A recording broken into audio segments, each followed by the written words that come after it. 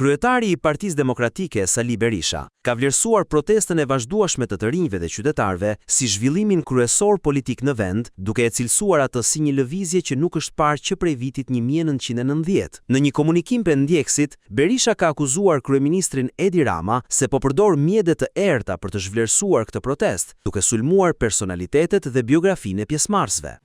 Vazhdimësia e protestës, masiviteti i saj i përnatshëm, janë bërë burim shprese, kanë ngrohur zemrat e qytetarëve shqiptarë në Shqipëri dhe në mbar botën kudo që janë. Kjo protest duhet të fitojë dhe ka vetëm një kusht: mbështetjen e fuqishme nga mbar qytetarët shqiptar. Berisha reagoi edhe për shpalljen non grata të Iballes Berishës nga Shqipëria për një periudhë 15 vjeçare me arsyen se përbën kërcënim për sigurinë kombëtare për shkak të lidhjeve të saj me regjimin iranian. Berisha është shprehur se gjatë kohës kur ka qenë në pushtet, shërbimet e huaja e kanë informuar se kryeministri Edi Rama ka shkuar në Teheran dhe është takuar me Ahmadinejadin. Sulmon një avjesht njërin apo tjetrin personazh pse mori fjalën, apo pse dhe tha një parull që s'do ta thoshte ta zem. Shpall non grata i zonjë, sepse kishte një foto me Ahmadinejadin. Kam qenë kryeminist në pushtet, kur shërbimet e huaja më informojnë se Edi Rama ka shkuar në Teheran dhe është takuar me Ahmadinejadin dhe se Erion Veliaj e ka bërë atë rrugë disa herë.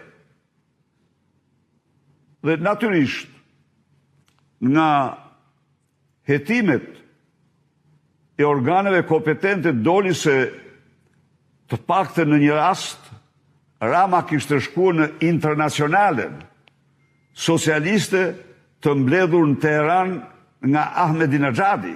Ai distancoi Partinë Demokratike nga thirrjet Rama në burg, Berisha në burg, klithma mjerane të opozitës së opozitës, duke akuzuar grupe të vogla të paguara, sipas tij nga George Soros, për të barazuar qeverinë me opozitën dhe për të krijuar konfuzion në radhët e qytetarëve. Ka disa momente nuk kanë asnjë lidhje me idealet e vërteta rinore qytetare.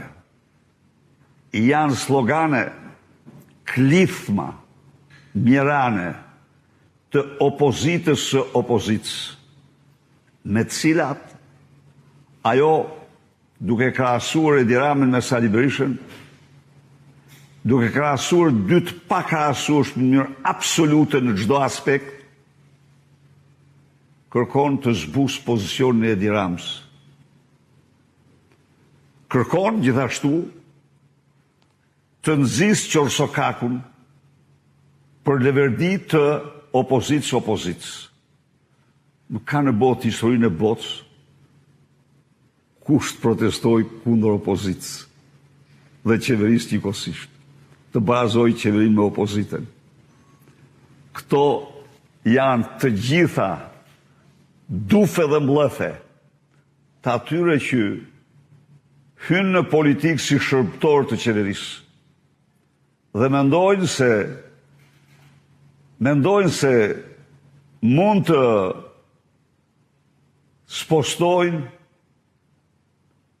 opozitën vigane, e cila kaloi një kalvar të papërsëritshëm në Europë dhe u provua para shqiptarëve si opozitë e vërtetë dhe e fuqishme e këtij vendi.